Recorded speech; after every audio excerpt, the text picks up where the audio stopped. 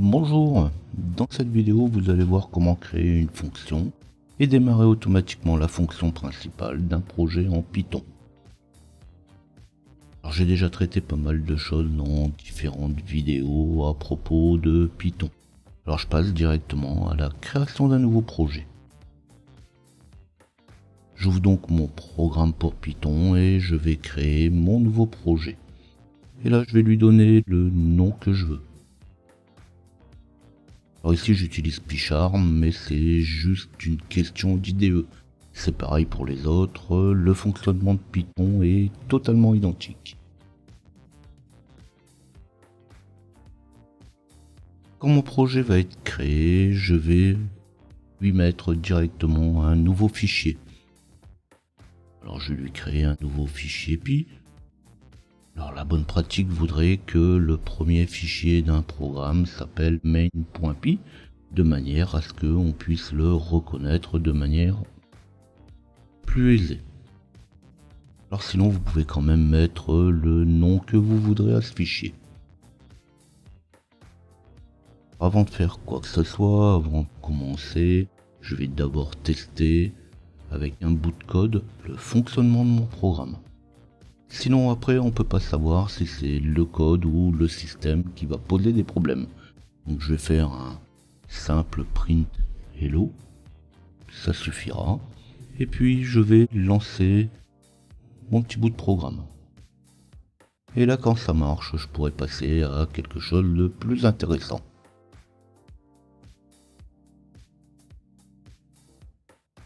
Alors justement, vous retrouverez dans la description de la vidéo le timecode qui vous permettra de vous rendre à un endroit particulier de la vidéo.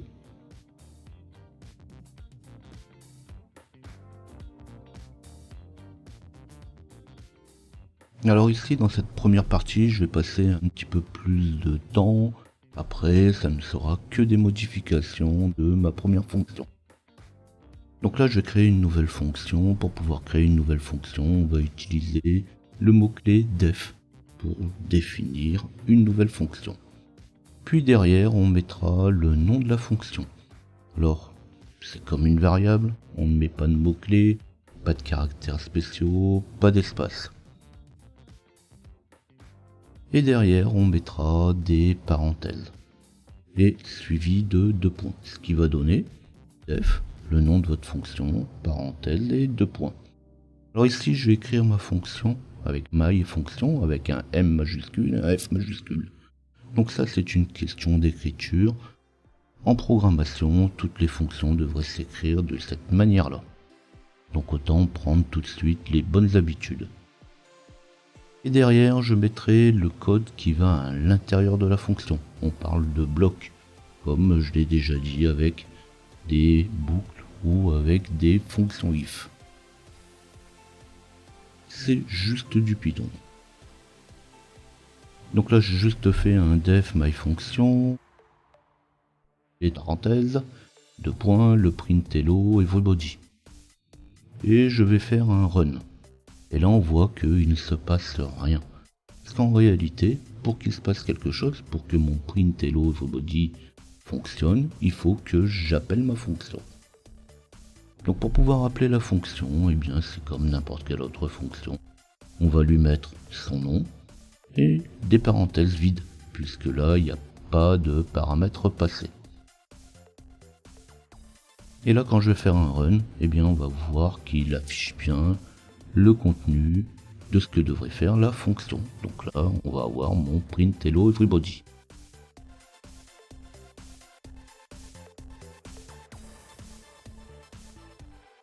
Donc cette fois je vais modifier ma fonction et puis je vais lui passer un paramètre. Donc lors de l'appel on va envoyer une donnée qui sera utilisée à l'intérieur de la fonction.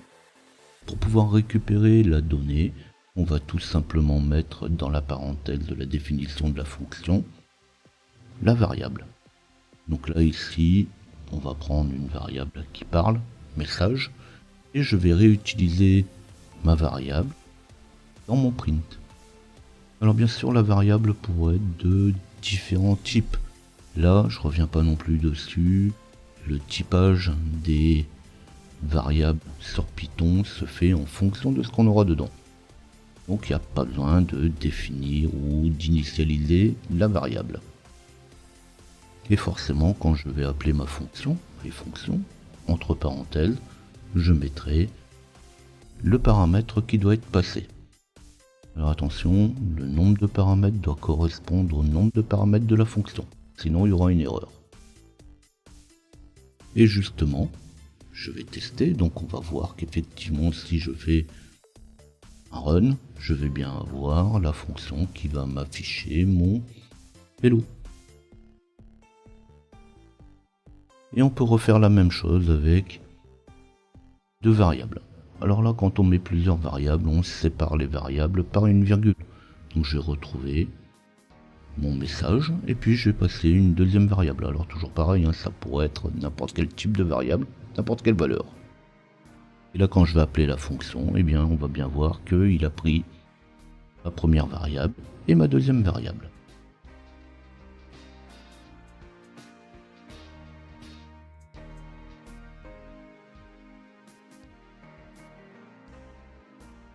Donc cette fois, je vais continuer dans les modifications de ma fonction et on va voir que non seulement on peut passer des valeurs, mais aussi on peut récupérer des valeurs qui vont être retournées par la fonction. Donc là, pour pouvoir retourner une valeur, on utilisera le mot-clé return, suivi de la valeur qui doit être retournée. Alors bien sûr, ici je vais retourner un OK, mais en réalité, on pourrait très bien retourner une variable ou n'importe quoi d'autre. Derrière, je vais mettre forcément le résultat de l'appel de ma fonction dans une variable, result. Donc je vais faire un result égal ma fonction et puis éventuellement les paramètres que je lui passe. Et là, pour bien vérifier que je récupère les données de ma fonction, je vais faire un print result. Alors bien sûr, tout ça, ça peut être adapté. On pourrait très bien faire directement un print et entre parenthèses my fonction avec les paramètres qui sont envoyés à la fonction. De toute façon, c'est toujours pareil. Là, c'est juste un code de base et puis après, on pourra adapter le code en fonction de ce qu'on veut faire.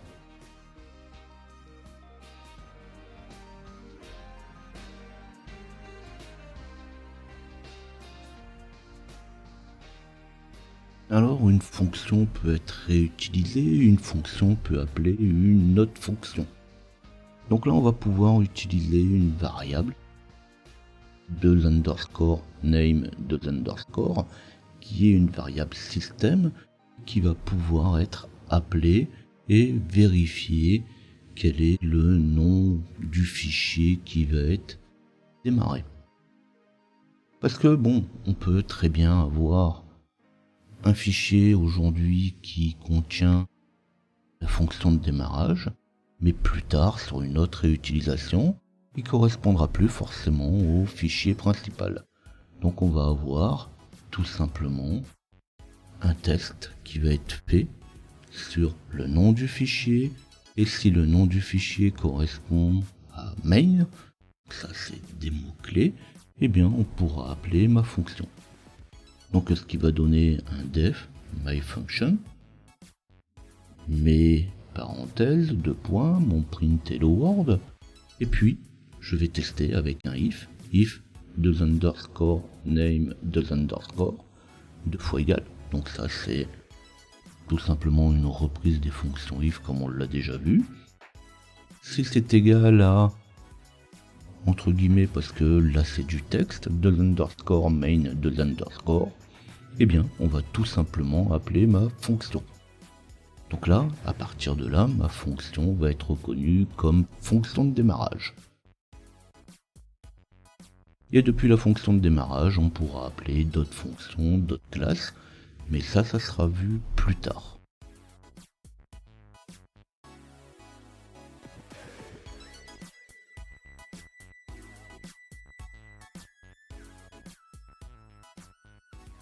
Donc jusqu'à présent, on avait vu uniquement du codage linéaire. Cette fois, avec les fonctions, Ça va permettre de cloisonner les commandes et cloisonner les actions. Lorsque vous créez une variable, elle reste à l'intérieur de la fonction et elle n'est pas utilisable à l'extérieur. Ça, c'est un premier point. Donc la fonction va permettre de cloisonner. Puis surtout, elle va permettre aussi de créer des appels répétitifs.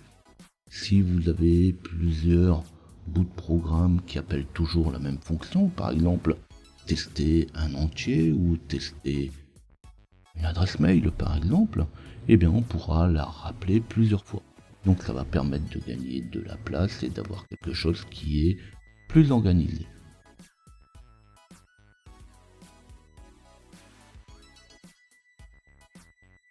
Alors si cette vidéo vous a intéressé, vous n'oubliez pas de liker. Abonnez-vous à la chaîne si vous désirez retrouver mes prochaines vidéos. Tapez LJP Info ou flashez le QR code si vous désirez retrouver mes différents documents. N'hésitez pas à poser vos questions, faites vos remarques, laissez vos suggestions, exprimez vos besoins. Et on se dit à bientôt.